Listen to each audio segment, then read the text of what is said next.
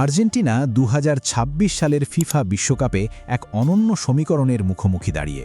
একদিকে তারা বর্তমান বিশ্ব চ্যাম্পিয়ন, অন্যদিকে এবারও তারা শিরোপার অন্যতম দাবিদার। কাতারে সোনালি ট্রফিটি উঁচিয়ে ধরার পর থেকে কোচ লিওনেল স্ক্যালোনির শিষ্যরা যেভাবে মাঠ দাপিয়ে বেড়াচ্ছেন তা সত্যিই অবিশ্বাস্য। এর মাঝে তারা মার্কিন যুক্তরাষ্ট্রের মাটিতে ২০২৪ সালের কোপা আমেরিকা জিতেছে, ২০২৪ সালের ফিনালিসিমা ট্রফি নিজেদের করে নিয়েছে, আর দক্ষিণ আমেরিকা অঞ্চলের অর্থাৎ কনমেবলের অত্যন্ত কঠিন বাছাই পর্বে সবার উপরে থেকে দাপটের সঙ্গেই বিশ্বকাপের টিকিট কেটেছে। কিন্তু সাফল্যের এই ঝলমলে পর্দার আড়ালেও কিছু গভীর দুশ্চিন্তা আলবিসেলেস্তে শিবিরকে তাড়া করে বেড়াচ্ছে। চলুন এক নজরে দেখে নেওয়া যাক এবারের বিশ্বকাপে আর্জেন্টিনার ভাগ্য নির্ধারণ করতে পারে এমন ৭টি গুরুত্বপূর্ণ বিষয়। ১. ইউরোপীয় পরাশক্তিদের বিরুদ্ধে পরীক্ষার অভাব। সবচেয়ে বড় প্রশ্নটি উঠছে আর্জেন্টিনার প্রস্তুতি নিয়ে। এই ৪ বছরের চক্রে তারা নিজেদের অঞ্চলের বাইরে কোনো ইউরোপীয় পরাশক্তি কিংবা মরক্কো বা জাপানের মতো উদীয়মান ও শক্তিশালী দলের মুখোমুখি হওয়ার সুযোগ পায়নি। ২০২২ বিশ্বকাপের আগেও একই চিত্র দেখা গিয়েছিল ঠিকই, তবে এবার পরিস্থিতি যেন একটু বেশি চরম আকার ধারণ করেছে। পুয়ের্তো রিকো, জাম্বিয়া কিংবা মৌরিতানিয়ার মতো দলগুলোর বিপক্ষে আর্জেন্টিনার প্রীতি ম্যাচগুলো তাদের শক্তির আসল পরীক্ষা নিতে পারেনি। ফলে বিশ্বমঞ্চের আসল লড়াইয়ে বড় দলগুলোর বিপক্ষে দল কেমন করবে তার স্পষ্ট ধারণা পাওয়া মুশকিল।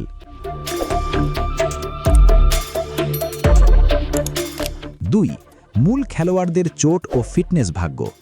বিশ্বকাপের আর কয়েকটা দিন বাকি, অথচ দলের বেশ কয়েকজন মূল কাণ্ডারির ফিটনেস নিয়ে কপালে ভাঁজ পড়েছে কোচ স্ক্যালোনির। ২০২২ বিশ্বকাপ জয়ের অন্যতম নায়ক এমিলিয়ানো মার্টিনেজ, ক্রিস্টিয়ান রমেরো এবং লেয়ান্ড্রো পারেদেস সবাই ক্লাবের হয়ে মৌসুমের শেষ দিকে চোটের সঙ্গে লড়াই করেছেন। টুর্নামেন্ট ফুটবলে শেষ পর্যন্ত টিকে থাকতে হলে পুরো স্কোয়াডের সুস্থতা জরুরি। এই চোট জর্জর পরিস্থিতি আর্জেন্টিনা কিভাবে সামাল দেয় তার উপর অনেক কিছু নির্ভর করছে।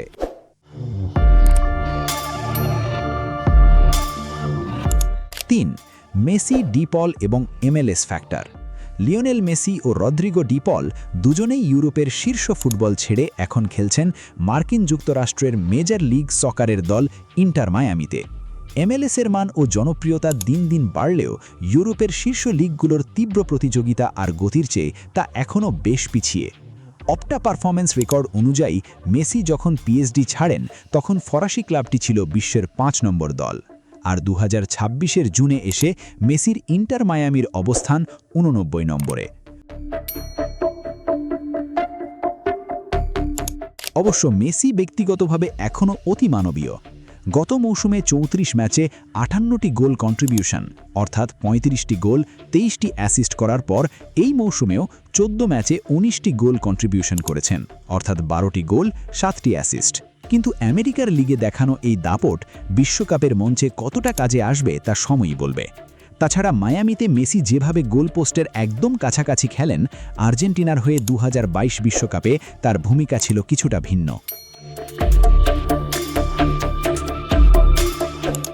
৪. মেসির উপর শারীরিক চাপ এবং মেসিবিহীন আর্জেন্টিনা। পরিসংখ্যান বলছে ২০২৪ কোপা আমেরিকায় মেসি প্রতি ৯০ মিনিটে গড়ে ১৩টি স্প্রিন্ট দিয়েছিলেন, যা ২০২২ বিশ্বকাপ বা মায়ামির গড় দৌড়ের চেয়ে অনেক বেশি। এই অতিরিক্ত শারীরিক ধকলের খেসারত দিতে হয়েছিল ফাইনালে। চোট পেয়ে অশ্রুসিক্ত চোখে মাঠ ছাড়তে হয়েছিল তাকে। তবে আশার কথা হলো মেসিকে ছাড়াও আর্জেন্টিনা জিততে জানে। কোপা আমেরিকার ফাইনাল তো বটেই, এমনকি বিশ্বকাপ বাছাই পর্বের ব্রাজিলের বিরুদ্ধে এদের চক্রের সবচেয়ে সেরা জয়টি এসেছিল মেসিকে ছাড়াই। উত্থানশীল পরবর্তী যুগের জন্য প্রস্তুত হতে থাকা দলটির জন্য এটি অত্যন্ত ইতিবাচক একটি দিক। ৫. স্ক্যালোনির সেই চেনা ধারাবাহিকতা। লিওনেল স্ক্যালোনি সবসময় চেনা মুখের উপর ভরসা রাখতে ভালোবাসেন। ইনজুরির কারণে যারা ২০২২ বিশ্বকাপে যেতে পারেননি, জিওভানি লো চেলসো এবং নিকোলাস গঞ্জালেস এবারও দলের গুরুত্বপূর্ণ অংশ। কাতার বিশ্বকাপ দল থেকে বড় পরিবর্তন বলতে কেবল আংহেল দি মারিয়ার আন্তর্জাতিক অবসর আর মার্কোস আকুনিয়ার অনুপস্থিতি।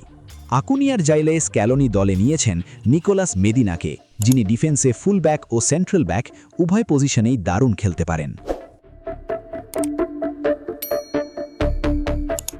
6. নতুন চমক হতে পারেন যারা। তরুণ তলিদের উপর আস্থা রাখা স্ক্যালোনির অন্যতম বড় গুণ।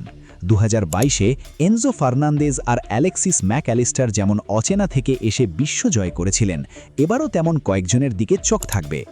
ভ্যালেন্তিন বার্কো ব্রাইটনে কঠিন সময় পার করে স্ট্রাসবার্গে গিয়ে নিজের সেরা ফর্ম ফিরে পেয়েছেন। রক্ষণ ও আক্রমণ উভয় বিভাগেই তিনি দারুণ কার্যকর। জুলিয়ানো সিমিওনে আর্জেন্টিনার প্রেসিং ও দ্রুত প্রতি আক্রমণ অর্থাৎ ট্রানজিশনাল কৌশলের সঙ্গে খুব দ্রুত মানিয়ে নিয়েছেন। হোসে মানুয়েল ফ্লাকো লোপেজ পেনাল্টি বক্সে তার শারীরিক উপস্থিতি ও উচ্চতা আর্জেন্টিনার আক্রমণে ভিন্ন মাত্রা যোগ করবে।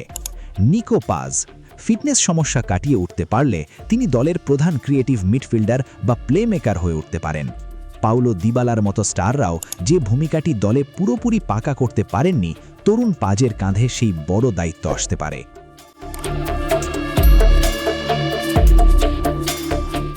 7. ভবিষ্যৎবাণীতে কেন পিছিয়ে আর্জেন্টিনা।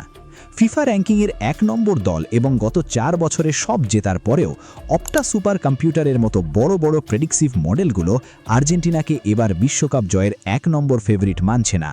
এর প্রধান কারণ শক্তিশালী দলগুলোর বিরুদ্ধে ম্যাচ না খেলা। তাছাড়া স্পেনের বিরুদ্ধে বহুল প্রতীক্ষিত ফিনালিসিমা ম্যাচটি অনির্দিষ্টকালের জন্য পিছিয়ে যাওয়ায় ইউরোপের সেরা দলের সঙ্গে নিজেদের ঝালিয়ে নেওয়ার সুযোগ হারিয়েছে তারা। এর পাশাপাশি দলের মূল খেলোয়াড়দের বয়স বেড়ে যাওয়াটাও একটা কারণ। তবে ফেভারিটের তালিকায় 1 নম্বরে না থাকার একটা প্রচ্ছন্ন সুবিধাও আছে। 2022-এও আর্জেন্টিনা এভাবেই স্পটলাইটের কিছুটা আড়ালে থেকে আস্তে আস্তে নিজেদের গুছিয়ে নিয়ে টুর্নামেন্ট জিতেছিল। এবার অন্তত 36 বছরের খরা কাটিয়ে নেওয়ার সেই চুরমার করা মানসিক চাপ দলের উপর নেই। আর এই স্ক্যালোনি বাহিনী তো গত 4 বছর ধরেই সব সমালোচকদের ভুল প্রমাণিত করতেই অভ্যস্ত।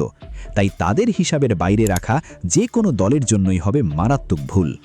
কে জানে, হয়তো মারাকানা আর লুসাইল জয়ের পর 2026-এর আমেরিকার মাটিতেও অপেক্ষা করছে আরেকটি নীল সাদা রূপকথা। লাইক এবং সাবস্ক্রাইব করুন স্পোর্টস বাংলা আপডেট। ধন্যবাদ।